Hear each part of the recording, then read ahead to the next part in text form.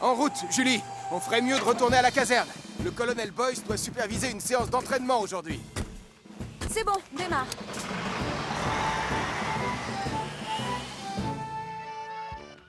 J'ai fait mes comptes ce matin et j'ai réalisé quelque chose de fantastique. La prochaine personne qui poussera cette porte deviendra notre millionième client. Waouh, ça fait beaucoup? Bien sûr que c'est beaucoup. 1 million, ça fait des centaines et des centaines de milliers. Ah, je viens d'avoir une idée absolument géniale.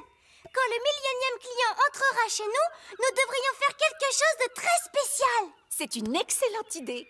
Pendant que je prépare le déjeuner, pourquoi vous n'allez pas réfléchir à tout ça? D'accord, maman.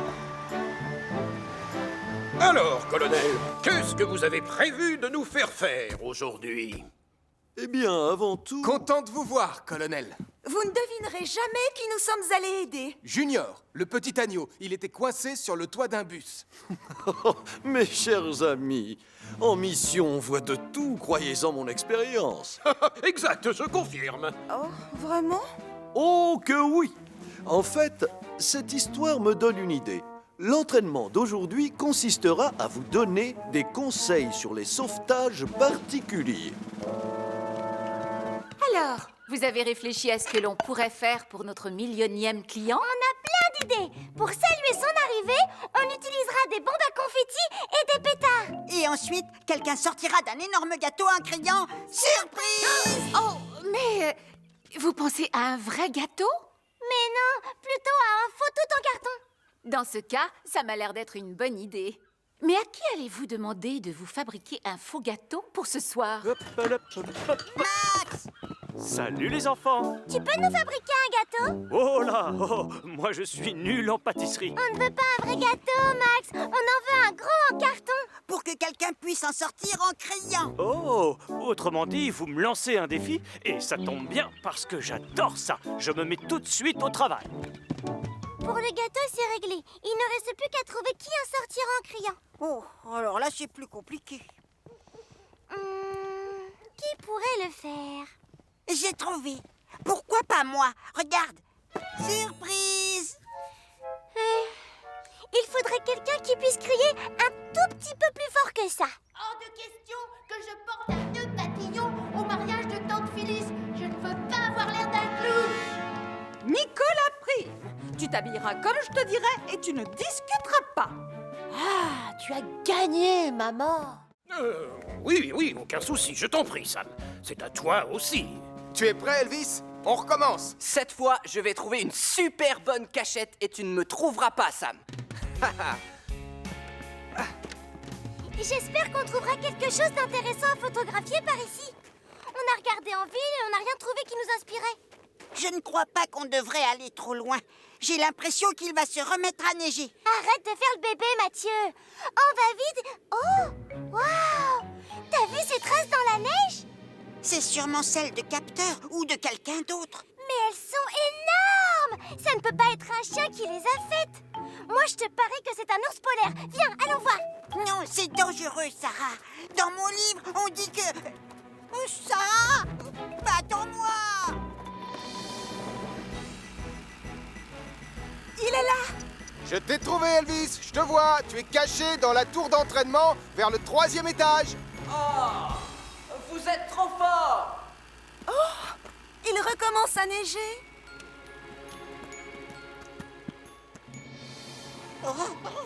Tu ne crois pas qu'on ferait mieux de rentrer à la maison maintenant? Je suis frigorifiée. L'ours polaire ne doit plus être très loin. On n'a qu'à aller voir et puis après, on rentre à la maison. Oh, s'il te plaît, Sarah. Tu vois bien qu'il s'est remis à neiger.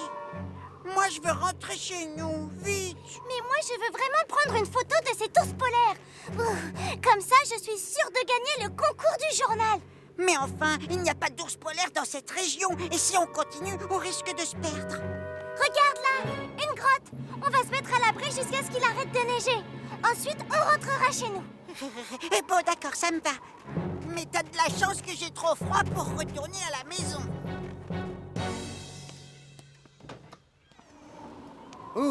Coucou, chérie. Mais où sont passés les jumeaux? Ils ne sont pas revenus de leur balade. Je t'avoue que je commence à m'inquiéter. Tout ça, c'est de ta faute. Je suis frigorifiée. Mais je voulais simplement prendre une photo de l'ours polaire. Oh, puisque je te dis qu'il n'existe pas, il n'y a jamais eu d'ours polaire à Pontypandy. Oh, vraiment? Moi, j'ai plutôt l'impression que l'ours polaire approche. Pourtant, Oh, mais non, c'est pas possible. Si, c'est lui. Oh, tu as raison, Sarah. Tiens, salut, vous deux. Je peux savoir ce que vous fabriquez dans cette grotte? Martin, on a cru que tu étais un ours polaire. Moi, un ours polaire? Et comment avez-vous cru? Non. Tu peux te concentrer 2 minutes, s'il te plaît? Pousse-toi, tu veux bien?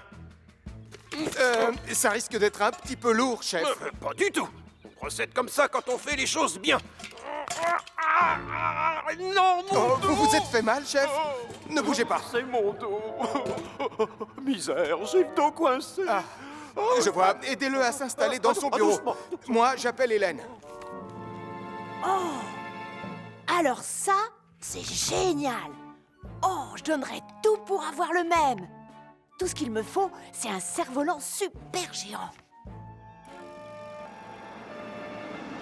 Vous êtes confortablement installé comme ça? Et je vous ai préparé une grande tasse de thé. Arrêtez vos bêtises, je vous l'ai dit. Je me porte comme un charme. Comment va le malade? Mais je ne me suis pas fait mal, je vous assure. Il s'est coincé le dos tout à l'heure. Quoi? Mais enfin, c'est ridicule. On a perdu assez de temps comme ça. Remettons-nous au travail. Le seul endroit où vous allez aller, c'est chez vous pour vous reposer. C'est ça, marchez lentement. Il n'y a pas d'urgence. Mais comment vous allez vous débrouiller sans moi? Ne vous inquiétez pas. Je vais téléphoner pour qu'on nous envoie un remplaçant.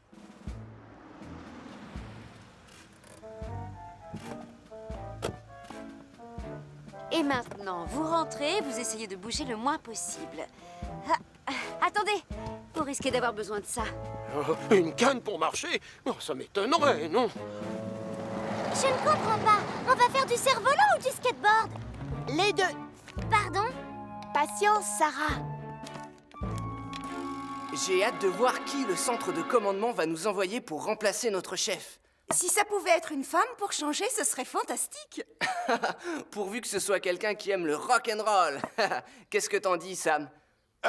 Du moment que c'est une personne efficace et compétente, franchement, ça m'est égal. Alors, je crois que vous allez être satisfait. Quoi? C'est vous, Colonel Boyce? Pauvre vieux Steele. Je suis venu dès que j'ai appris la nouvelle. Alors, tout va s'arranger. Désormais, j'ai la situation bien en main. On y va. Maintenant, on roule. Nom d'un grizzly! Pardon, Martin. Tiens, salut. Attends-moi, Nicolas. Ce truc est super génial. Ah, écoute, tu dois essayer au moins une fois, Sarah. Vas-y. J'ai pas très envie. Je suis sûre que tu as peur. Allez, dis-le. Pas du tout. J'ai pas peur. J'hésite encore. Oh oui, il me reste encore assez de langoustines.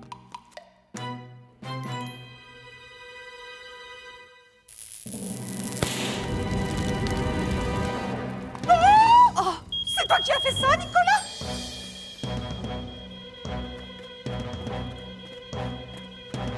Oh, il faut qu'on appelle Sam le pompier. Oh, maman, là. Hein? Max, Hein? Oh, misère! J'ai intérêt à prévenir Sam le pompier. Chef! Chef! J'ai dressé Radar pour qu'il donne la coupe au vainqueur.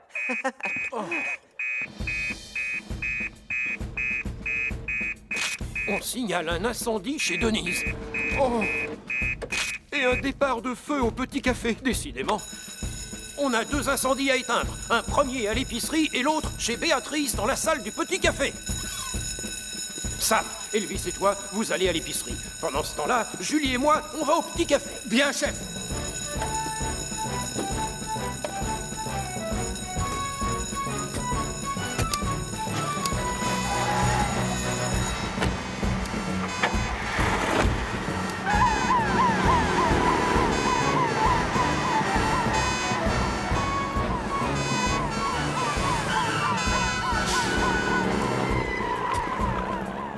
C'est un feu d'origine électrique. Comme tu le sais, on doit couper le courant d'abord.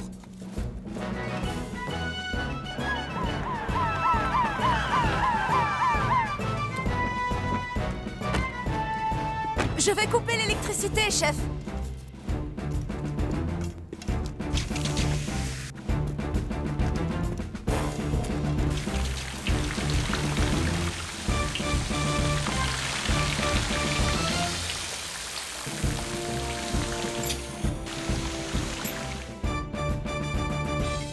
Qui veut une tasse de chocolat bien chaud? Moi, Avec s'il te grand plaît. plaisir, merci Béatrice. Max, serre-toi, Sam. Désolé pour l'incendie, Sam. Je n'aurais pas dû laisser les prises branchées. Et nous, on n'aurait pas dû demander autant de guirlandes. Désolée. Ouais, et moi j'imagine que j'ai vu un peu trop grand comme d'habitude. Ce n'est rien. Seulement maintenant, le concours va devoir être annulé. Non, t'as pas le droit, Sam. Mais plus de concours, ça veut dire pas de remise de coupe. Mais il y a quelqu'un que l'on pourrait récompenser ce soir. Et le gagnant est... toi, Elvis. Parce que tu es le meilleur dresseur de chiens de tout Pontypandy. Il la mérite.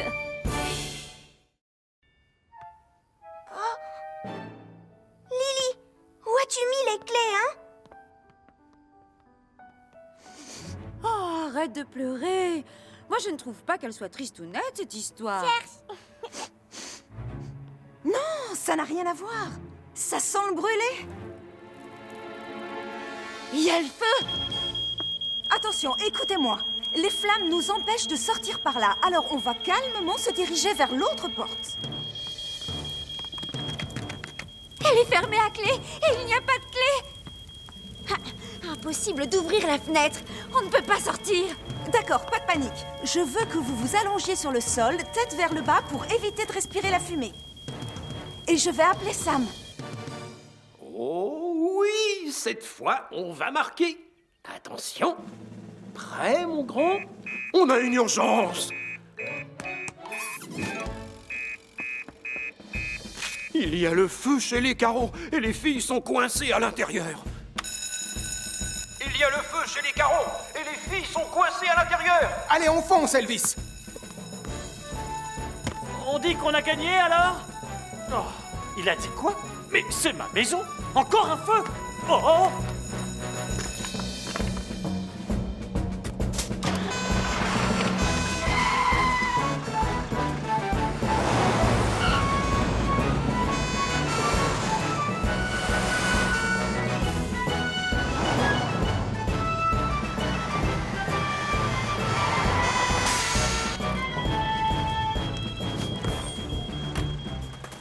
Reste là, Max.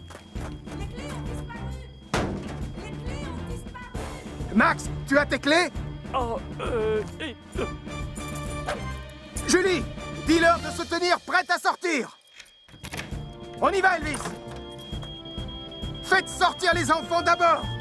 Vous restez bien baissés surtout. Prenez la main de Sam, il vous guidera vers l'extérieur. Lily, tu passes en premier. Marie, tu la suis. Attrape ma main, Lily. Je vais t'aider. Fais ce qu'il te dit. N'aie pas peur, on est là.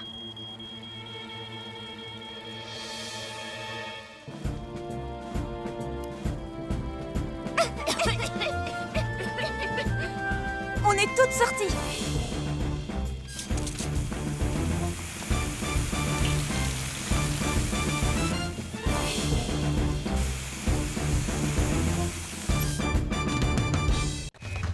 À chaque signal d'alarme, Sam garde toujours son calme.